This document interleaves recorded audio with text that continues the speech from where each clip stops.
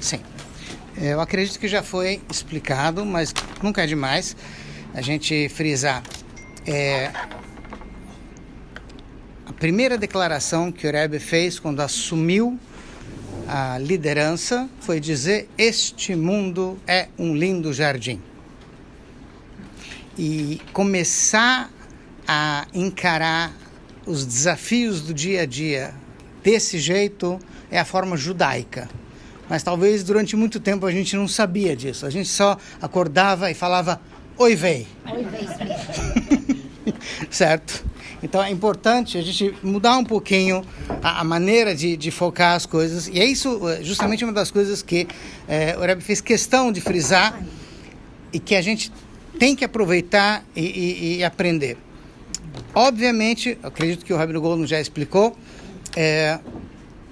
a primeira declaração pública, vamos chamar assim, o primeiro Maamar que o Rebbe falou, ele começou dizendo que este mundo começou sendo um paraíso. Ou seja, quem leu a Torá sabe que logo no Bereshit, no primeiro capítulo da Torá, você encontra que o mundo inteiro era um grande paraíso. Sim?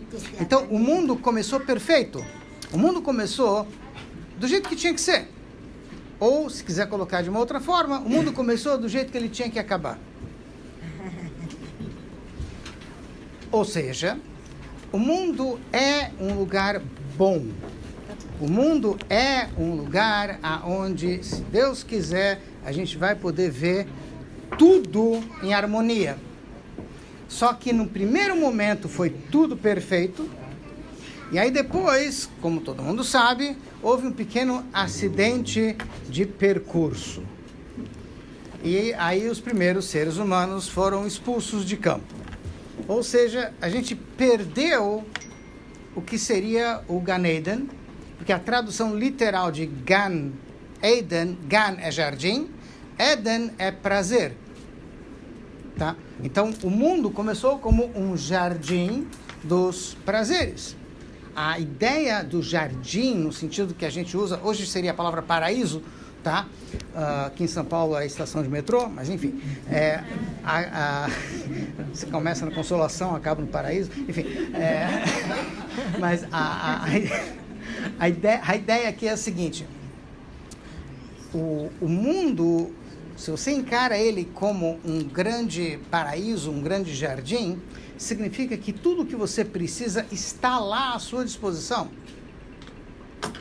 Tem frutas, tem verduras, enfim, tudo que você precisa é só você esticar a mão e pegar. Essa que é a ideia de paraíso. Tá? Existe um outro aspecto do paraíso, uma outra ideia que está por trás do paraíso, que é a ideia de que tudo está em harmonia. Ou seja, os animais, os seres humanos, enfim, não há concorrência, não há oposição, não há divergência. Tudo está integrado. Ou seja, os animais não se atacam, não se matam, eles se ajudam. Os seres humanos idem. Então, essa é a ideia que a Torá nos passa de este mundo é um grande jardim. Esse é o Gan Eden que a gente encontra no Bereshit. Muito bem. No primeiro momento, o que a gente vê logo depois dessa apresentação maravilhosa?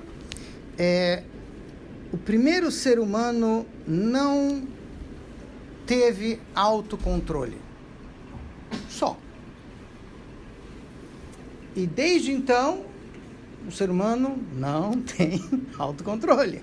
Eu falava, o grande problema da humanidade, você pode falar sobre pobreza, você pode falar sobre violência, miséria, enfim, N problemas. No final das contas, a maioria dos problemas acaba surgindo de um ponto só.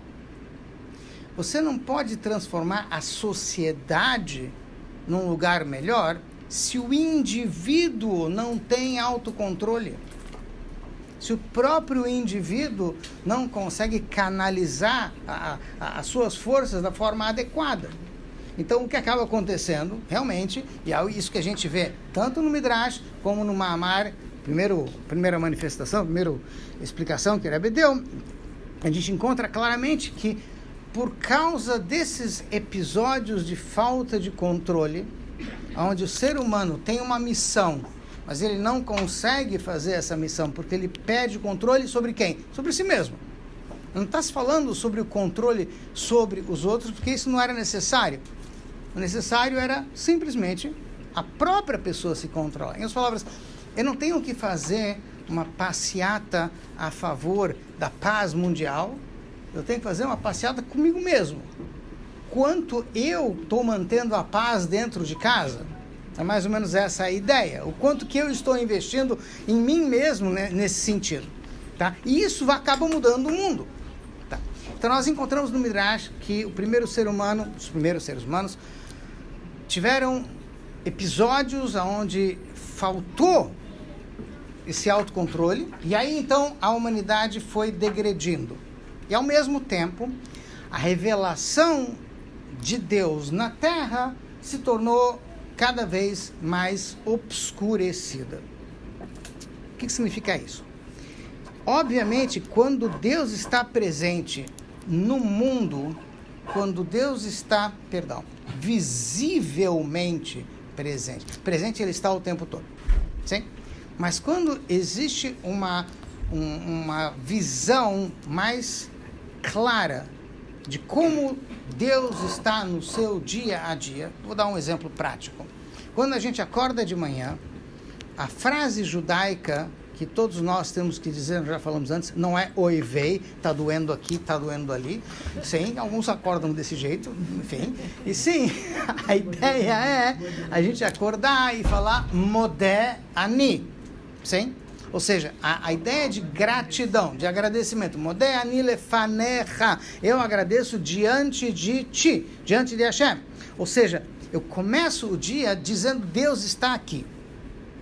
Eu posso não estar vendo, mas a primeira coisa que eu digo é Ele está aqui, Haive Kayam, Ele está vivo, Ele está existindo, está dando força para tudo, e eu agradeço o Sherzarta que me devolveu Bi Nishmati, em mim, a minha alma, Bechem lá, Ele teve compaixão, e aí, um parêntese só para explicar, por mais que se nós fôssemos fazer uma autoavaliação do nosso desempenho, o que nós fizemos ontem, é bem provável que em algum momento a gente diga, eu não sei se eu merecia estar aqui no dia seguinte. Ontem eu fiz, não fiz, não estou dizendo todo dia, mas pode acontecer, tá? E dentro desse quadro, o que a gente fala logo de manhã, eu sei que Deus está me dando muito mais do que eu mereço. Então eu já comecei o meu dia grato, agradecendo. Sim? E aí a frase que termina é Rabá emunatecha, grande é a tua confiança em nós. Em outras palavras, o que a gente está reconhecendo logo ao acordar de manhã é que Deus confia em nós muito mais do que nós confiamos em nós mesmos. Tanto que Ele está investindo em nós mais um dia. Isso faz toda a diferença. Então, esse conceito de ter uma noção clara da presença de Deus no dia a dia, hoje nós temos que falar, e quem sabe se no dia, na hora em que eu estou falando o meu modé ani, se eu estiver realmente semi-acordado, que seja, quem sabe eu sinta isso. Mas vai acontecer com certeza de vários dias eu falar o meu modé ani meio que automático. Até que um dia, quem sabe, a ficha cai e o meu modé ani começa a se tornar uma coisa um pouco mais real. Por que isso? Porque a gente não tem aquilo que Adão e Havá tiveram no Gan Eden. Ou seja, no momento em que eles estavam no Gan Eden, a presença de Hashem era tão visível, e eu não tenho como descrever isso, porque eu não estava lá, então, assim, não dá para se descrever esse tipo de experiência, mas era algo tão visível que o modé ani era automático, mas ele era automático porque você estava vendo, tá? Quando a gente diz que passou uma geração e Hashem se afasta, a Shekhinah se afasta da terra, significa que cada vez mais, ao invés de enxergar a bondade de Hashem, a gente enxerga o mundo. Em hebraico, a palavra mundo vem olam, a palavra mundo, se origina da palavra re'elem. Re'elem em hebraico quer dizer ocultamento. Ou seja, quando eu enxergo o mundo, eu deixo de enxergar alguma coisa. Deus. Porque eu acho que o mundo é mais importante, ou ocupa mais espaço, ou me preocupa mais do que Hashem. Porque Hashem eu não estou vendo, e o mundo eu estou vendo. Então, esse problema, essa dicotomia, vamos dizer assim, no nosso dia a dia, faz com que a gente seja pessimista. Porque a gente só vê as coisas, e as coisas nem sempre estão como a gente gostaria que estivessem, mas com certeza elas estão do jeito que Deus quer. A gente não entende como é que funciona isso. Então o problema somos nós. Sim? No momento em que a gente tem uma visão muito clara de que apesar de que passaram-se, a Torá nos conta que no início da criação passaram-se 7 gerações, e a cada geração houve um afastamento maior da presença, da visibilidade de Hashem neste mundo, até que vieram 7 tzadikim e trouxeram a presença de Deus de volta para cá. Essa frase está no Mamar, essa frase está no Midrash, mas essa frase a gente precisa trabalhar ela um pouquinho mais. Quando a gente lê na Torá, Ve'ahavta lerecha kamocha, ama teu próximo como a ti mesmo, são frases lindas. Aí você vai para a sinagoga e o rabino faz uma prédica, ame o próximo, ame o que está do teu lado, ame, lindo, sim? Aí o pessoal se levanta e vai para o Kiddush. Acabou o amor ao próximo. Aí tem o amor ao bolinho, o amor ao tudo que tiver na mesa. Certo? Então, assim, há um instante atrás a gente estava falando sobre amor. Daqui a pouco o pessoal está brigando pela cadeira. Porque a cadeira aqui, não, aqui está mais perto do bolo, está perto do... Enfim, essa é a realidade. Ou seja, naquele momento a gente não enxerga Deus, amar o próximo. Sim? Óbvio, a gente está enxergando outras coisas. Tá. Por que é possível acontecer esse tipo de coisa? Porque, obviamente, quando a gente diz ame o próximo, não veem isso na cara da gente. Entende o que eu quero dizer? Vamos lá. Isso vai acontecer no dia a dia de todo mundo. Você pode ter uma situação onde uma mãe, pai, enfim, se vira para uma criança que está se comportando não adequadamente, está gritando, enfim. Você diz, para de gritar. Nós estamos na sinagoga, não pode ficar gritando. Ou então, para de correr. Estamos na sinagoga, ou então para de conversar, só. Muito bem. E daqui a um instante, o pai ou a mãe está conversando com alguém do lado, tá? Gritando com não sei quem lá no fundo, e assim por diante, tá? É óbvio que a criança, ela sabe ver se a gente é coerente ou não. E muitas vezes a gente está falando o que é certo, mas como a gente não está sendo coerente, então a gente não tem como passar isso adiante. Faço o que eu digo, mas não faço o que eu faço. Então, obviamente, não tem como passar. Então, o que nos conta a Torá é que, por causa desse problema que é humano, Hashem plantou tzadikim em todas as gerações, em todos os lugares.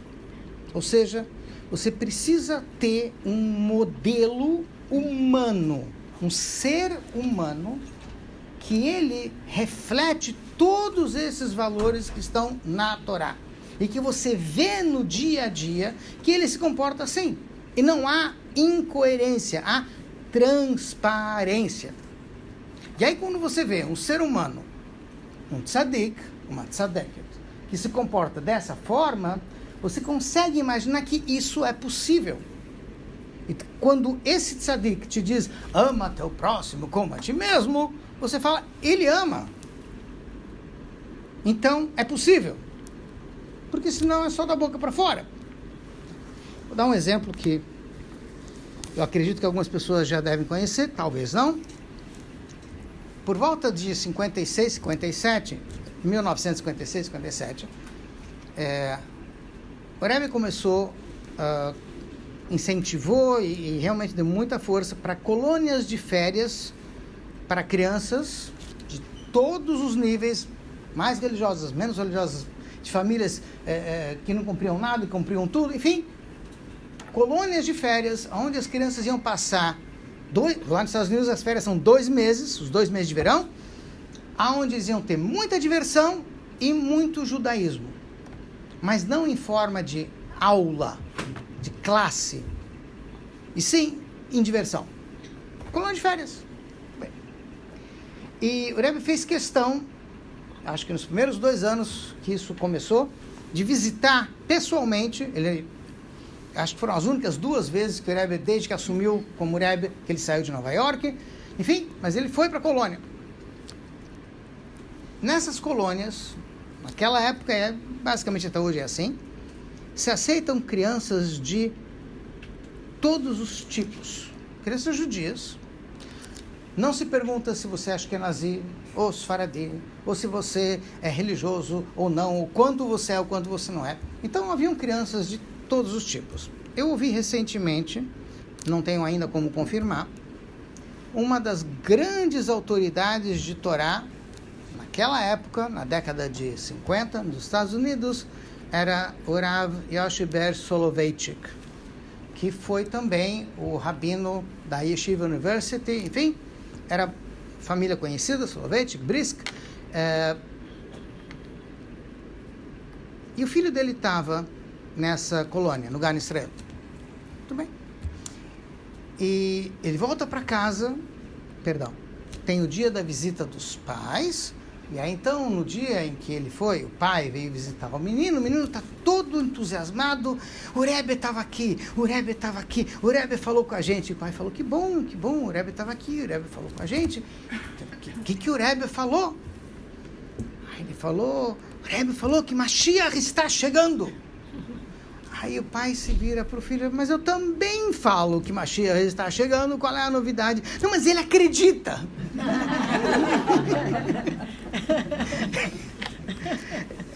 Eu não quero falar, óbvio que ele também acreditava, mas o que eu quero dizer é que o papel dos tzadikim neste mundo é de, através dessa transparência, mostrar para a gente que é possível transformar este mundo num Gan Eden, num paraíso. Porque se você olha o resto das coisas, você acha que não.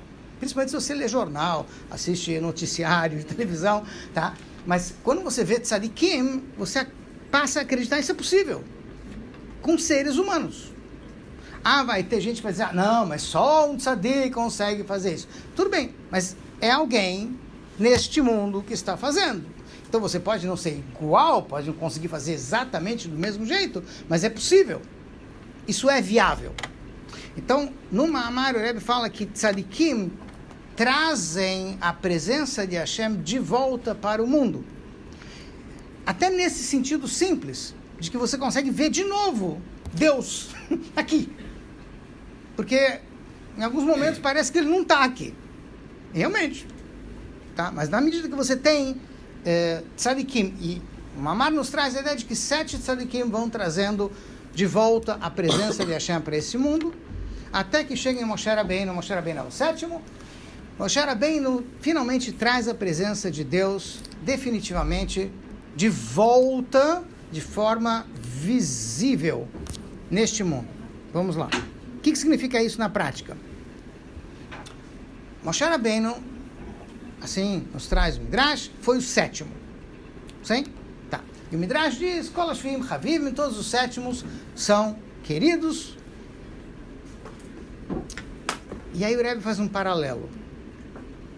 E ele diz assim: Moshe Rabbeinu trouxe Deus de volta para o mundo, e ele era a 7ª geração.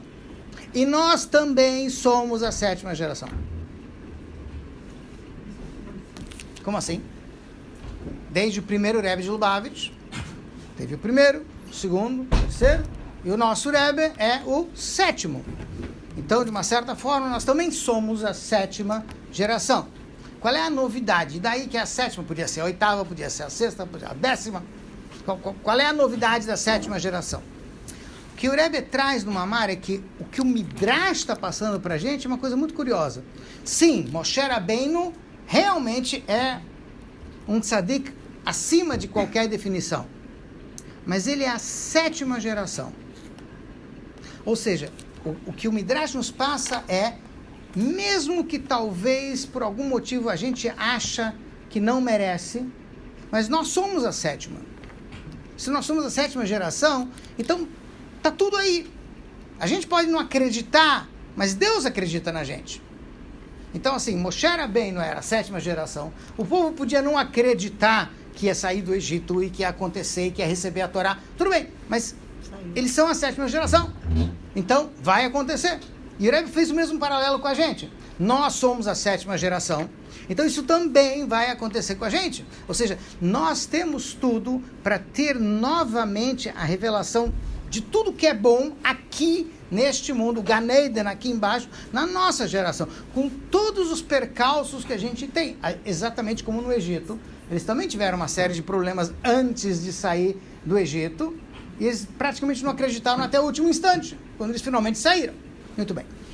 Quero dizer que cada um de nós temos que pensar que estamos saindo do Egito. Sim, é a mesma mais coisa.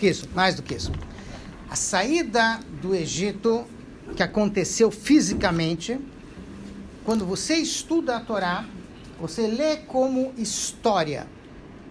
Sim? Sim. Ou seja, aconteceu há 3.331 anos atrás. Tá bom.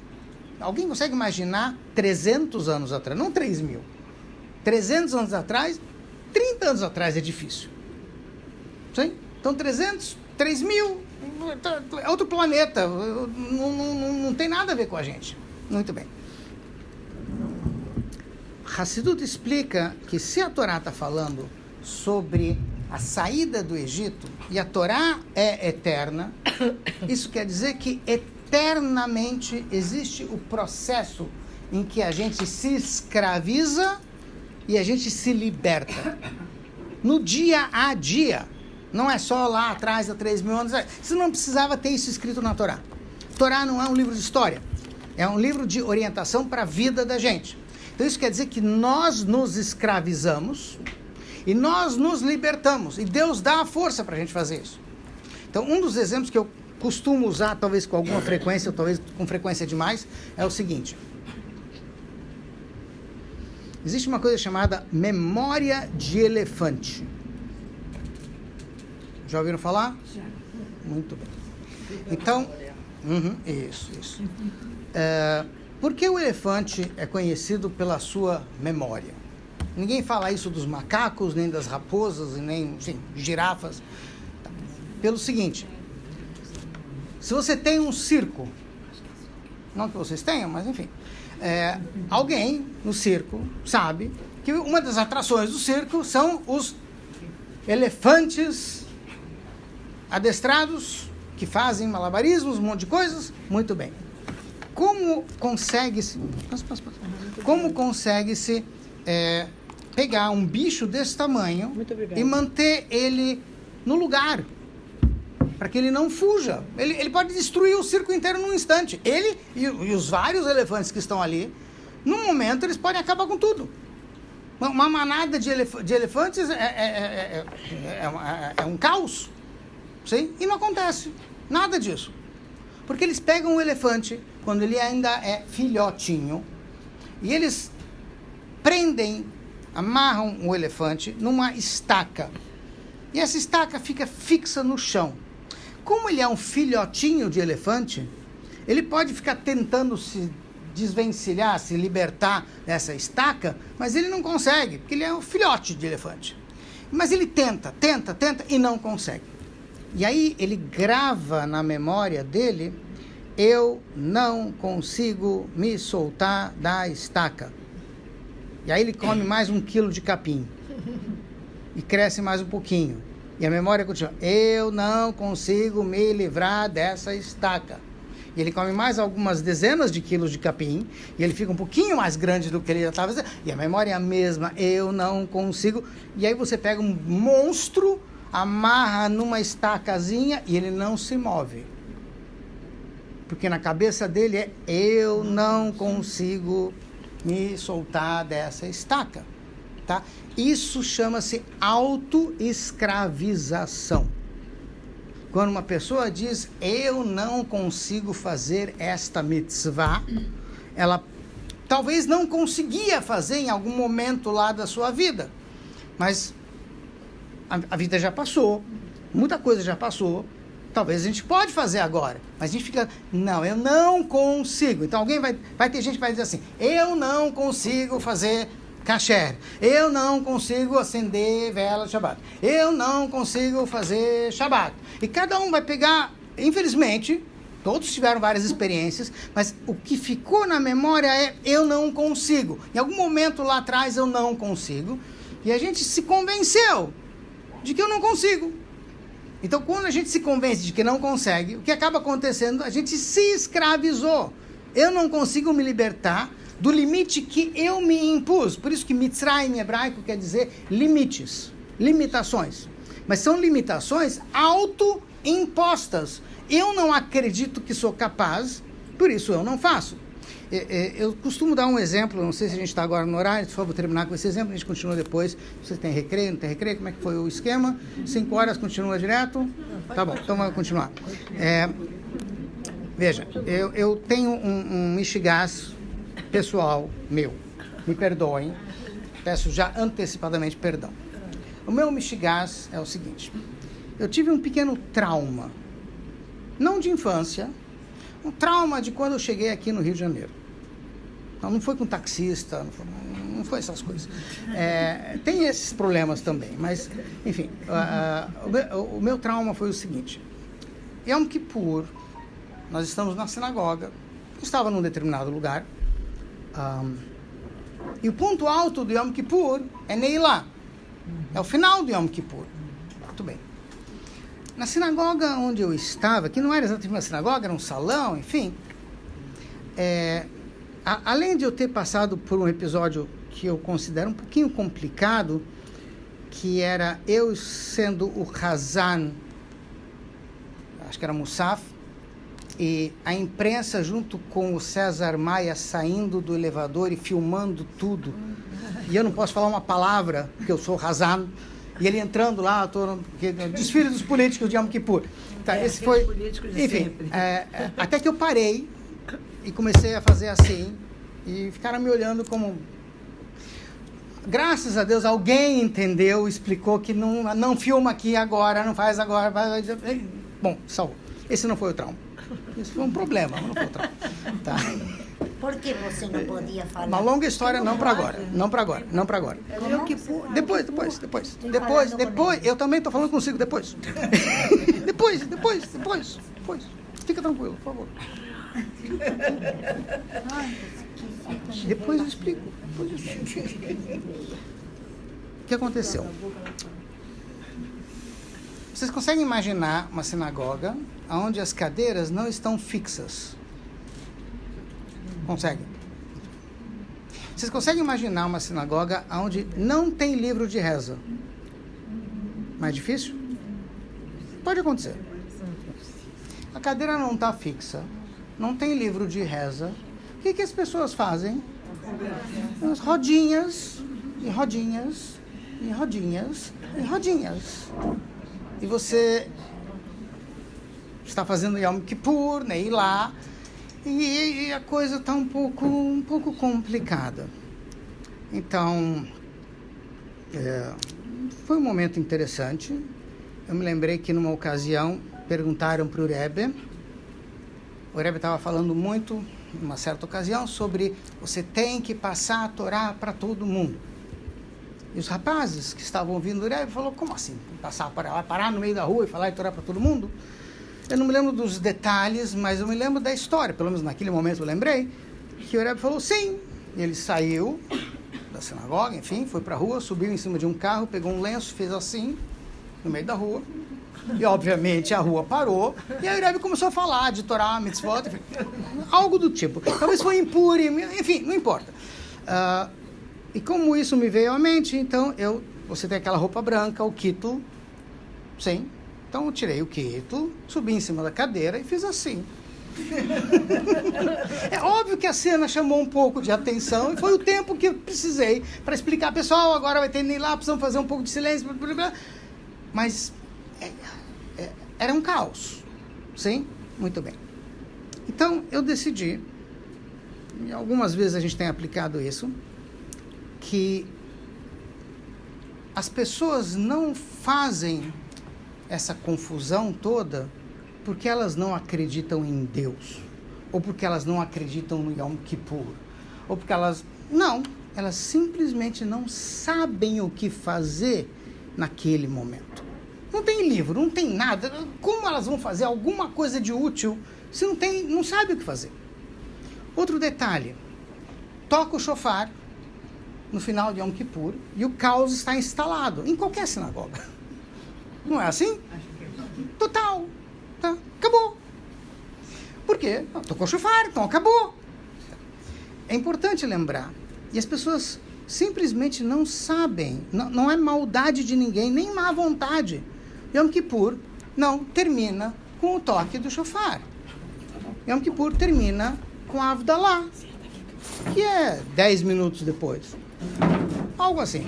Sim? Muito bem.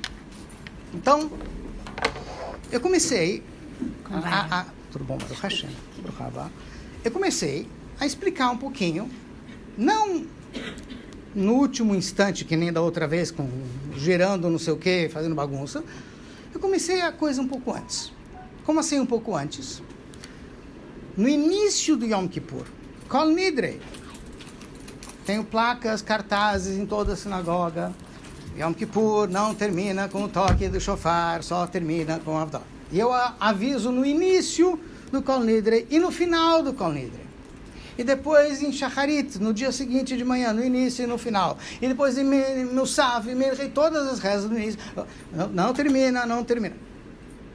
5 anos depois, 5 pelo menos. Não pensa que em 1 ano isso vai resolver. Mas em 5 anos, em geral, metade da sinagoga fica em silêncio. Às vezes mais. Mas fica. E eu já fiz isso algumas vezes, alguns 5 anos. E acontece. As pessoas querem fazer as coisas direito. As pessoas acreditam em Hashem, acreditam na Torá, acreditam em Yom Kippur. Elas querem, mas elas têm que ser orientadas. Se alguém disser o que fazer, todo mundo vai fazer. Mas elas precisam não ser criticadas. Vocês só falam, vocês só isso, vão calar a boca. Zastile, o pessoal da velha guarda, Zastile, os caras gritando lá não sei quantas vezes. Fiquem em silêncio. Tá? Nada disso resolve. As pessoas precisam de orientação e ela sabendo, muda tudo. Ou seja, você tem que ser otimista e acreditar nas pessoas e investir nas pessoas. E isso a gente aprende com o Rebbe. O Rebbe confia tanto na gente que a gente fica com vergonha de não fazer o que ele pede. Entende o que eu quero dizer? Porque ele investiu tanto em você, como você vai dizer não? E de uma certa forma, é isso que o Rebbe está trazendo, entre as várias coisas que ele traz do Mahamar, de que cada um tem o poder de itkafia ithafa, de se autocontrolar e transformar cada coisa que tem no mundo em algo ligado com Deus. Eu acho que eu vou contar mais uma vez, que me perdoe se os detalhes estiverem um pouco fora, talvez não estou lembrando direito. Eu ouvi uma vez de uma pessoa que, num ambiente de trabalho importante,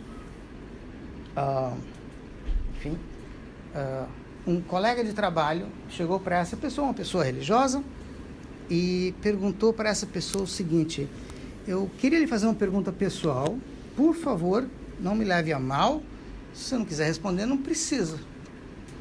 Estranhou, que é um ambiente sério. Assim, não é... Eu falo, sim, qual é a sua pergunta? Eu tenho visto ultimamente que quando você pega um copo d'água no bebedouro, você fica falando com o copo. O que tanto você conversa com o copo?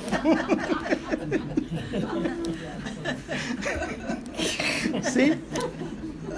Muito bem. É óbvio que a pessoa não tinha noção, tá? Então foi explicado. Não, eu não estou conversando com o copo, eu estou conversando com Deus. Eu estou agradecendo a Deus pelo copo de água. Uau! Até um copo d'água? Sim!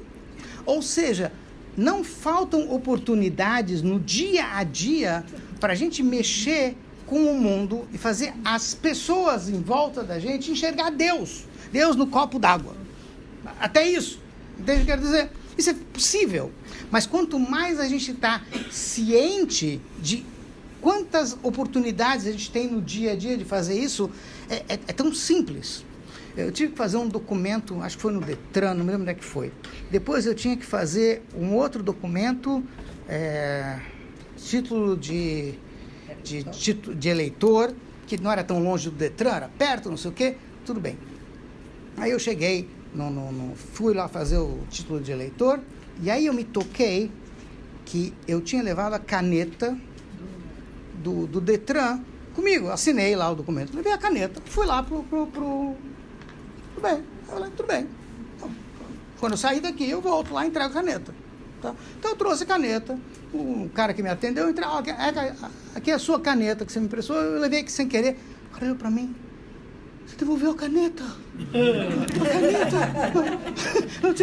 Todo mundo leva 300 canetas aqui por dia, ninguém... Não, mas não é minha, eu tenho que devolver. Assim, não é mitzvah? É mitzvah. Simples. Sim. E por que eu estou devolvendo a caneta? Porque Deus falou que eu tenho que devolver a caneta. Lá não é minha, eu tenho que devolver. Nada de muito complicado. Sim? Mas o que a gente pode fazer no dia a dia? Sim? Se a gente tem pessoas, a Gemara, o Talmud, ele fala sobre isso também, tem uma pessoa que, Rabi Yochanan, a Gemara fala que era um sábio, um dos grandes sábios do Talmud, ele era conhecido que não havia quem passasse por ele e falasse bom dia que ele não desse bom dia, quem ele visse que ele não cumprimentasse. Qualquer um. Um judeu, enfim. E o Talmud faz questão de mencionar esse episódio, como que diz, ele fala bom dia. Tá. Mas quando alguém passa por você e não fala bom dia, a gente lembra. Muitas vezes a gente lembra por muitos anos. Fulano nem me cumprimenta, passou por mim, nem me viu, nem isso aqui. Não é nada de tão terrível. Parece, tá? O que a Gemara fala? Masechet Brachot fala o seguinte. Tem um passuco, um trechinho em Mishlei, Provérbios, enfim, algum outro livro, que diz assim, algo semelhante a essa frase, Gazalta et ani bashuk. Você roubou o pobre no meio da rua. Aí o próprio Talmud pergunta, se a pessoa, o pobre, enfim, a pessoa está na rua, já está na rua, não tem muito o que roubar, porque ela já está na sarjeta. Sim? Então, a frase, que crítica é essa? Você roubou o pobre que está na rua. Você não tem... Que pessoa normal faria uma coisa dessas? A ponto de que o rei Salomão tem que vir e falar para a gente, toma cuidado, não roube o pobre que está na rua. E a resposta é muito simples. A gente pode ter roubado o bom dia dele. Porque às vezes ele te fala bom dia e você passa reto. Sim. É Tá. o único que tem. É a única coisa que a gente podia dar para ele, a gente roubou dele. Tá? Então, o que acontece? É possível, no dia a dia, a gente atuar de tal maneira que a gente eleva o mundo físico em inúmeras formas, mas se eu tenho noção, se eu estudei um pouquinho dessa Guemará, onde fala sobre a ideia do bom dia, eu vou ter uma noção melhor de que bom dia também é mitzvah. Sim? Mas, óbvio, se a gente não vai investir algum tempo no nosso Yiddishkeit, no nosso judaísmo, de estudar, pelo menos todo dia, um pouquinho de Torá. Vejam bem, não esperem encontrar todo dia frases inspiradoras. Porque não existe isso. Vai acontecer um dia de aquela frase que ontem talvez não te inspirou, hoje ela te inspira. Mas se você todo dia não estuda, não lê, não tem como se inspirar. Vejam bem, um compositor, um pintor, sim? São profissões que dependem exclusivamente de inspiração. Mas você não acorda todo dia inspirado? Você não ganha inspiração para fazer quadros ou músicas ou o que for, ou textos, sim? Então como é que você faz? Então você tem que pintar todo dia um pouquinho, você tem que escrever todo dia um pouquinho, você tem que fazer um exercício, e até que um dia vem a inspiração. Então quando a gente fala, mas eu estudei Torá, é meio chato, é meio não sei o quê, né? Tudo bem, mas não para. Um dia você vai ter a inspiração. Mas se você não investir nisso, não tem como você ter esse retorno. Não tem como você ver, às vezes a pessoa não está bem o suficiente para enxergar a beleza do que está no texto. Tudo bem, mas você vai ter oportunidade de ler esse texto novamente se você continuar estudando. Sim? Você lê a Parashá. Toda semana tem uma leitura da Torá, você lê a Parashá. Não vi nada de inspirador. Este ano que vem você vai ler a Parashá, quem sabe você enxerga outras coisas. A tua experiência de vida vai te ajudar a ver. Tem outras coisas que possam, mas se eu não tiver esse exercício de eu investir em mim mesmo, não vai dar certo. Veja bem, para o público feminino, talvez esse seja um momento ou uma área que tem sido negligenciada há muito tempo, tá? Ou seja, de modo geral, educação judaica era muito mais forte em relação aos homens do que em relação às mulheres. Tem yeshivá, enfim, tá. A questão de yeshivá para mulheres e coisas do tipo começou depois, ou começou recentemente, se a gente pode usar a palavra, 1922 é recente o suficiente.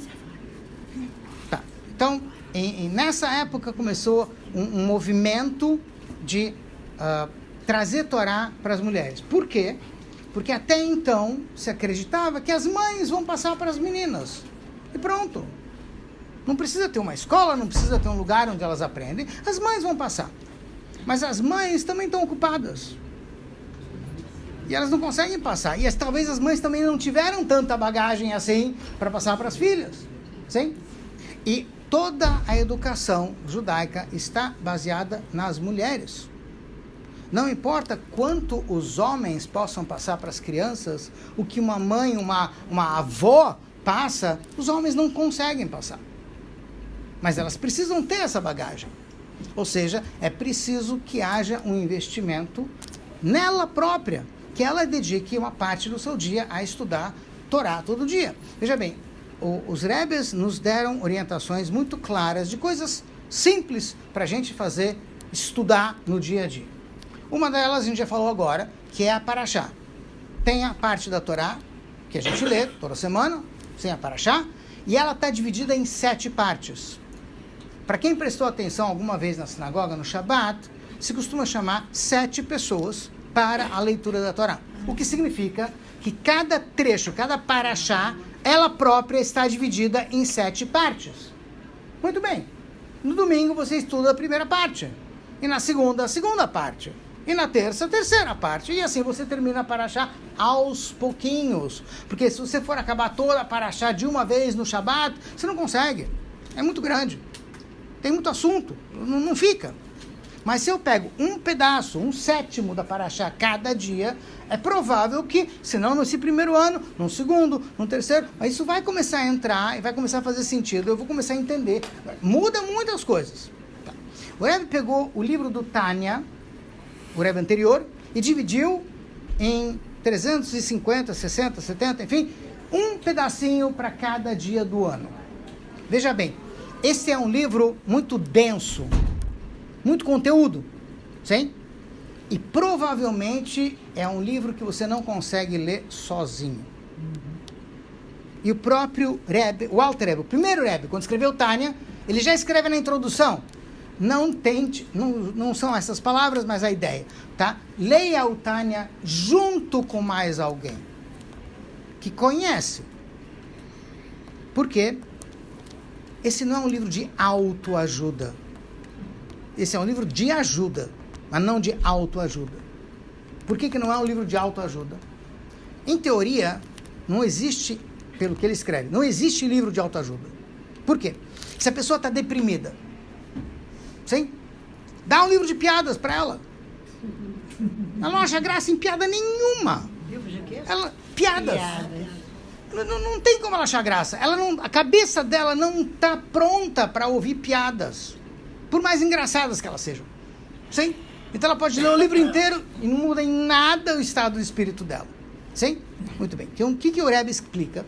O livro do Tânia é para ser um livro de orientação para como ter autocontrole, como a gente conseguir trabalhar as nossas emoções no dia a dia. Mas tem muita informação no Tânia. E muitas vezes, obviamente, por mais que eu leia sozinho, mas se eu estou perturbado, eu não vou conseguir enxergar nem a beleza do que está escrito ali, porque eu já estou meio perturbado. Sim? Resultado, então o que o Rebbe fala?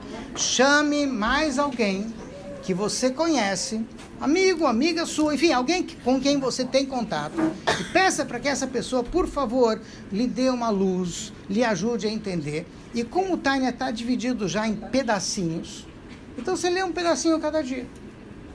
Sim? Tá. O Rebbe deixou para a gente também o estudo do livro. Agora?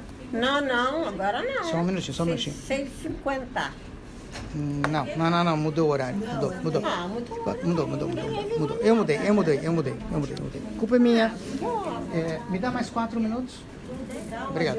Então a gente... 4 minutos. Aí eu dou... Vamos lá. Pode? Tá, então vamos lá. 5 às 6? Sim. Calma. Até 6. Calma.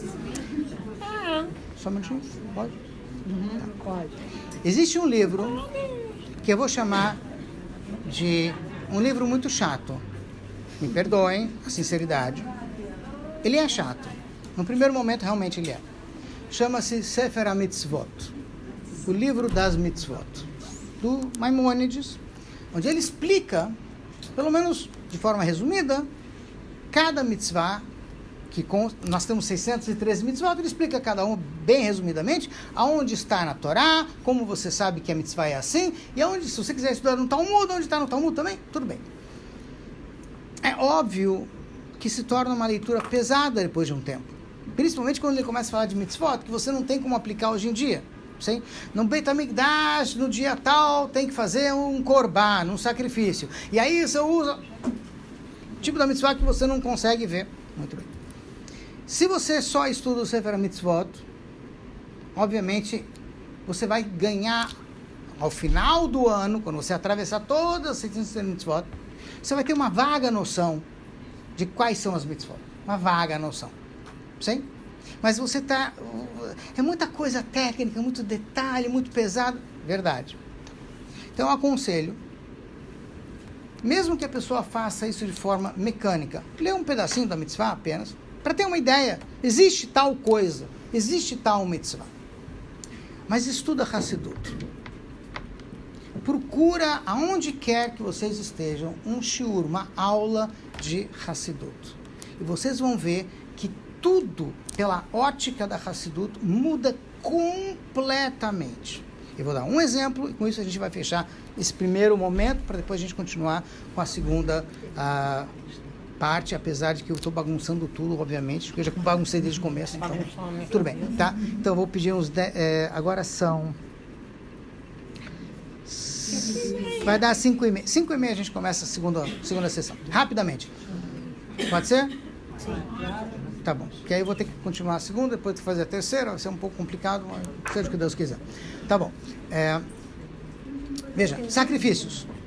Na Torá está escrito que você tem que pegar um animal. Hashem fala, se você quer, em certas ocasiões, a pessoa fez alguma coisa de errado, ela quer se redimir perante Hashem, ou ela quer oferecer por gratidão, pega um animal, abate o animal, pega o sangue, pega o sebo, o sangue é jogado num lugar especial, no altar, num Beit HaMikdash, e o sebo é queimado, e com isso você vai ter uma conexão com Deus.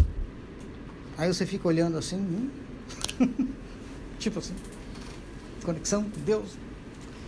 E aí você estuda um pouquinho de Hassidut. Aí você aprende que aonde está este altar, aonde eu vou fazer este sacrifício. Hoje em dia não tem mais. Assim, não há o Beit HaMikdash. Sim, mas eu estou estudando essas leis aí no Maimônides, que ele fala do tal do sacrifício do animal e do altar. Então, Hassidut explica. Obviamente existe um altar espiritual dentro de cada um de nós, tá? E ele se chama coração. O altar está no coração da gente. Lá você vai encontrar um foguinho com o qual você vai queimar esse tal de animal que você quer oferecer a Deus. Mas, como é que é? No coração, no coração tem um foguinho, o altar. Calma. No próprio Tânia, ele explica que nós temos uma alma divina e uma alma animal. E o lugar onde a alma animal se manifesta é nas emoções, é no coração. Eu tenho que pegar a energia da minha alma animal e queimá-la no amor a Deus.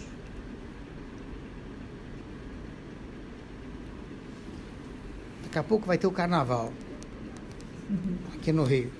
Sim? Aquele entusiasmo todo do pessoal pulando na rua, vamos canalizar para um Simchat Torah, para um Purim. Porque o entusiasmo está na alma animal. Mas ele pode ser canalizado para algo bom. Ele não precisa ser só canalizado para algo ruim. Posso usar ele para coisas boas também. Sim? Então vamos usar esse entusiasmo para uma mitzvah. Vamos ficar felizes ao fazer uma mitzvah. Sim? Então com isso eu consegui pegar o meu animal, tirar o entusiasmo, o sangue, o calor dele e colocar no lugar certo. Dedicado para aquilo que a Hashem quer que a gente faça. Sim? Mas para isso eu tenho que ter muito amor a Deus. Eu preciso gostar muito da mitzvah. Preciso gostar muito de Torá. Isso eu tenho que cultivar. Existe um amor que nós herdamos dos nossos antepassados, Abraham, Isaac, Jacob, que está dentro da gente. Mas eu preciso despertar esse amor. E para isso a gente tem que estudar, tem que praticar, tem que fazer. Então, essa primeira parte que a gente está vendo agora, eu vou basicamente fechar só para dar, se vocês me permitem, Claro. Tá? Uns 5 minutinhos. Eu vou ter que ser, eu peço novamente desculpa. Eu tive um problema técnico, mas a gente vai voltar em 5 minutos para a segunda parte, que é a continuação do Mahamar, na outra parte que tem a ver com este ano especificamente, como a gente vai explicar na próxima sessão.